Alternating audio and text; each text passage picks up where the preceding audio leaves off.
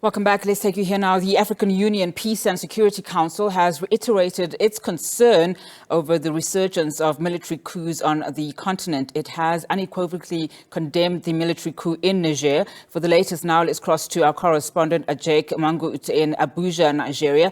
Ajeck, thank you so much for your time this afternoon. Now, the latest comes as the African Union suspended Niger. Just talk to us about the latest concerns of the AU Peace and Security Council.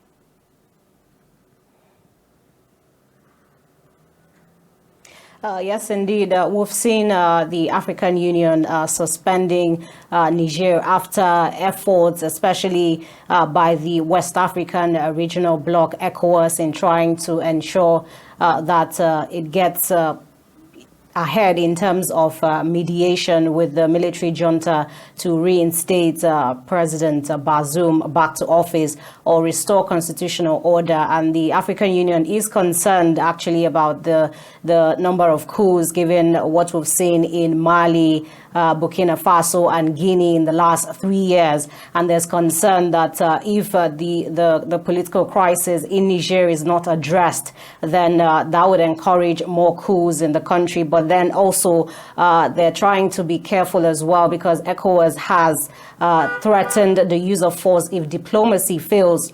And so they're trying to do all they can in trying to open dialogue and to talk to the military junta to restore constitutional order back to President Bazoum. But also there's also concern about the people in Niger who are being affected by the sanctions that have been imposed by ECOWAS.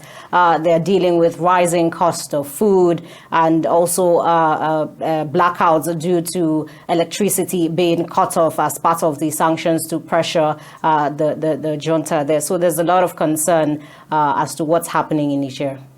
That was going to be my question, Ajeck. I mean, what is happening on the ground? We understand, of course, several borders have been closed.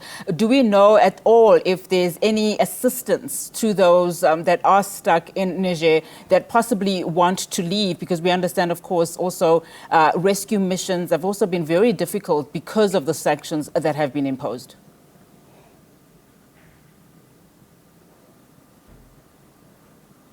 Yes, indeed. When ECOWAS imposed sanctions in the wake of the coup, we also saw the junta react by also closing their own borders. And a lot of trade has been affected, especially by the border communities between Niger and its neighbors like Nigeria, for example. We understand that a lot of trucks that do carry goods from one border to the other have been stuck, and they've not been able to take these goods to the people that need them. And so this has led to an increase in the cost of food items in Niger, and even for the border communities that are outside Niger. And also we've heard the UN raise concern also about the humanitarian crisis there, and how they're scrambling to provide for those who are in need of humanitarian assistance, because the stock in terms of food and medicine are depleted. But so far, the ECOWAS has said that it is, whatever it is doing is for the well-being of Nigerians, and it is hoping that its diplomatic channels will help to resolve the crisis as soon as possible. Speaking about those diplomatic channels, do we know at this stage what is happening behind the scenes in as far as more talks are concerned that are peace, of course, and security related?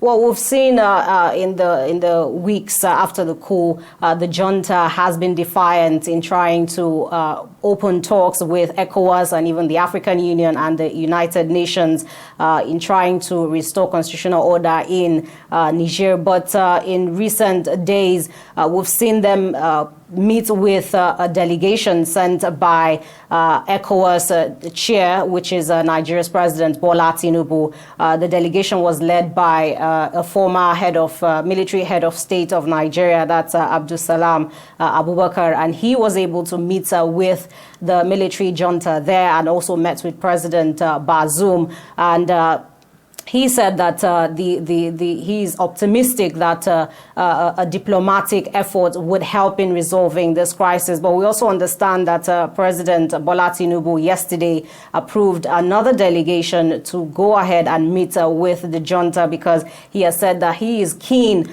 on solving this political crisis in a peaceful manner. But ECOWAS has said that all options are on the table, including the use of force if the junta fails to restore a constitutional order there. But what we've seen so far is the junta saying that they're going to allow for a transition to civilian rule in the next 3 years. But ECOWAS has rejected this timeline, and it wants that to be done as soon as possible.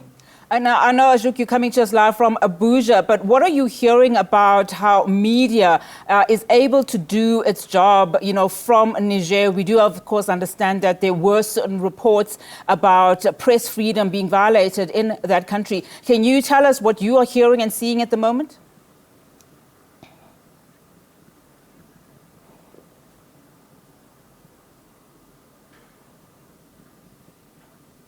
Yeah, well, we've seen some reports coming out from Niger, and it has to do with the situation there in terms of how the people are coping in terms of the sanctions biting hard on the people. But then again, we've also seen ECOWAS raising some concerns about some misinformation, if I could say, about its plans to intervene or to invade Niger.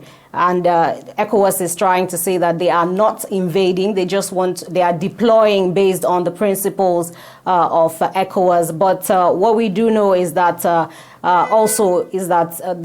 Nigerians are supporting the military in Niger, and we've seen them come out in their numbers to try to sign on to join the military in supporting this cause. And they're saying that for too long, the West, especially its former colonial power, France, has not done much to address the insecurity that the country is currently facing. And so that's what we've seen coming out of Niger. Mostly it has to do with the humanitarian crisis, how people the ordinary citizens are feeling the brunt of this crisis, and the sanctions that have been imposed to pressure the military to restore power, constitutional power, back to the country.